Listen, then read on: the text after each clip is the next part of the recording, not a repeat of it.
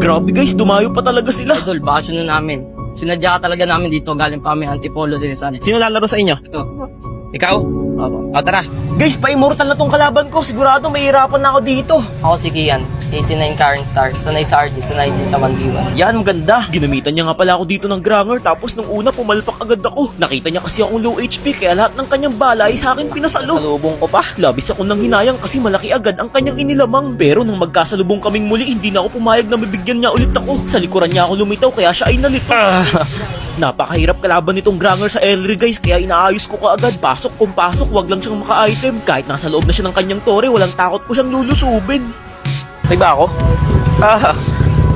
Kahit maliit na blue block na lang natitira sa kanya, pinaglalaban niya pa rin. Ayoko pa naman sa lahat yung pinagdadamutan ako, kaya nang maisandal siya sa pader, pinalikan ko kaagad siya. Maling wrong moves yung ginawa kong to, kaya napitas niya ako. Gagi, lalim ko. Palagi siyang lumalayo sa akin guys at dumidistansya kaya hindi ko malapit-lapitan. Ang ginawa ko, nagpa-low HP muna ako para lumakas ang loob ni Iho.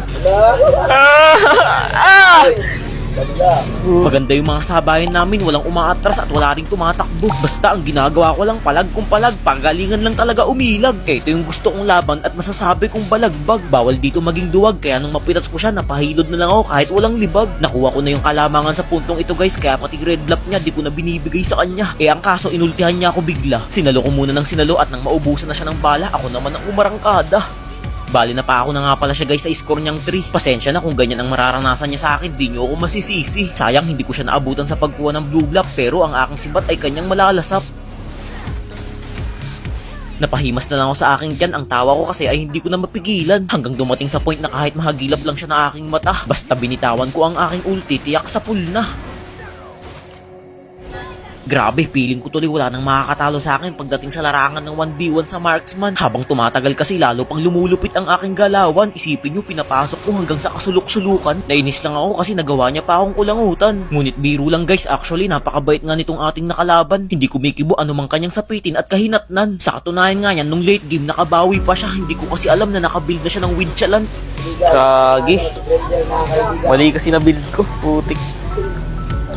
16 minutes na ang nakakalipas kaya hindi ko na to pwedeng patagalin pa. Kung alam niyo yung kantang palayain ng isa't isa, kung talo, talo talaga. 40 seconds pa bago siya makabalik. Di natin alam kung makakapag-dep pa siya o hindi na. Subalit ang sinisigurado ko, makakamtan ko ulit ang pagkapanalo. Matagal-tagal pa bago siya mabuhay ulit. Sorry na lang kasi nandyan na yung mga minions kong makukulit. Road to 160 wins na nga pala ako guys at hanggang ngayon wala pa rin nakakatalo sa akin. Kung meron man, please lang Munton, ngayon muna kami pagtagpuin. Sa mga susunod ko pang mga kalaban, pagsikapan yung paghandaan. SG. Thank you. Ito tayo.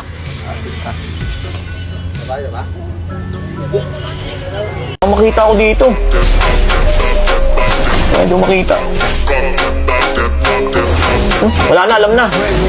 Out na lang ako. Out ka na rin, out na tayo. Dep na lang. Uwi ako ha.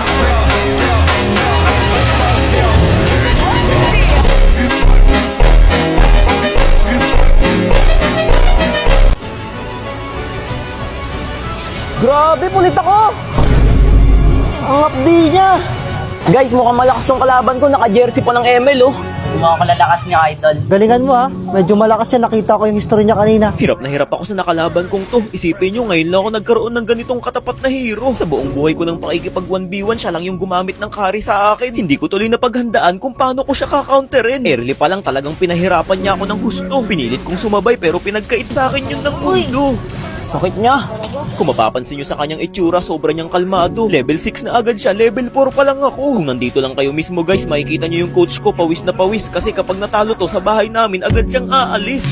Yun o, dikit sa bato. Tinatakbuhan ko na lang muna siya nung una kasi luging-lugi pa ako sa kanya. Prina-priority ko lang munang i-krill yung mga minions para hindi magap ang bida. Alam niyang lamang na lamang siya sa akin sa ngayon guys kaya kita nyo, napakatapang niya. Lapit ng lapit kaya labis akong naiirita. Kapag nakita kong nag-ulti na siya guys, napapa-atras na lang ako kasi alam ko na ang kahihinatnan nito. Pinapanatili ko na lang munang maging ligtas upang sa ganun hindi niya ako mapitas ng mapitas. Dumating pa sa puntong magre-red lap lang sana ako. Nagulat ako, nagtatago lang pala siya sa damo. Wala na akong iba pang nagawa na nahimik na lang isang gumawa ng gumawa. Hanep!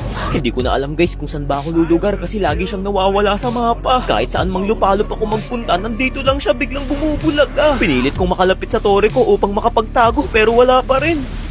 Grabe, punit ako!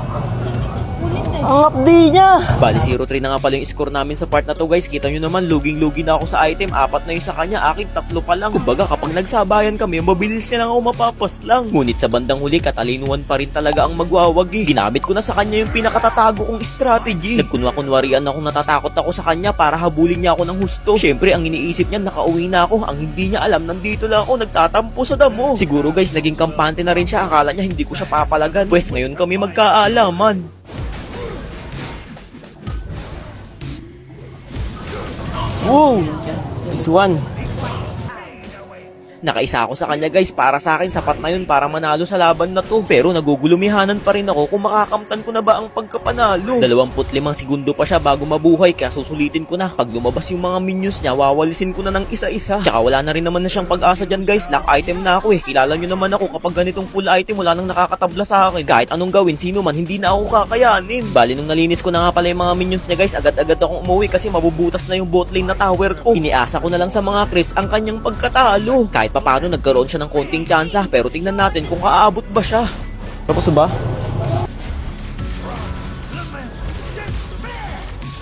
Guys, grabe, nakaisa lang ako. Lakas na ito guys. Nice game, nice game, nice game. Pili ka, finger sleeve o Cyrax? Cyrax perfume. Sana lang guys. Boss, baka sakaling matalo kita, pwede pa kita makambiyuan. Guys, tetestingin daw niya kung kaya niya akong talunin. Boss, pwede ba mag-request ng ibang hero? Anong hero? Silvana. Yun lang kasi Simbahan ng MM to MM lang tayo. Yun lang kasi ako. Ayun lang, sanay mo. Sige. Wait guys, dapat pala hindi ko pinagbigyan to magsilbana. May hero niya pala to. Tapos ang masaklap pa niyan, naka-vengeance pa. Naku po, masakit ko sa ulo. Numanize one na yung mga kaibigan niya kasi alam nilang lugi ako sa Silvana. Hindi ko na nga nakuha yung Liporio. Nagkamali pa ako dito sa slides na to. Tingnan nyo, hindi ako tumagos kaya naabutan niya ako.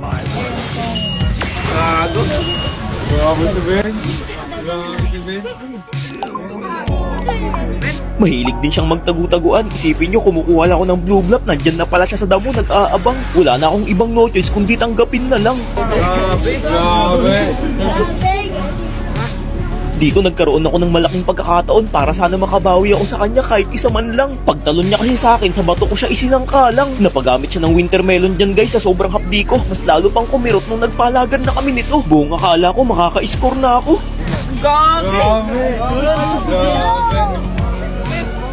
Sa puntong ito, medyo may item na ako kaya malakas na yung loob kong makipagsabayan sa kanya. Pagsipat ko ng ulti, saktong-sakto ang pagtama.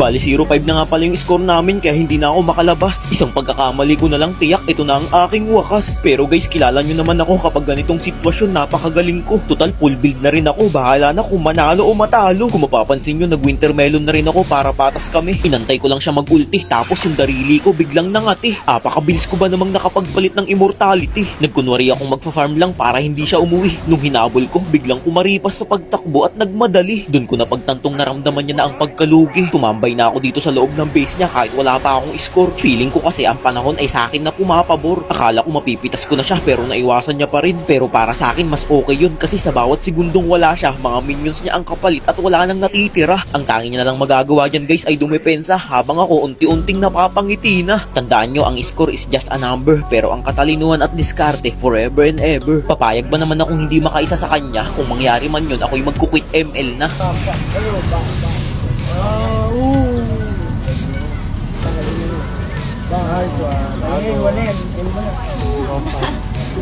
Damang-dama ko ang kanyang panghihinayang pero ganyan talaga sa ralo. Minsan nababaliktad, minsan naman ay nasa galaw ko rin na walang katulad.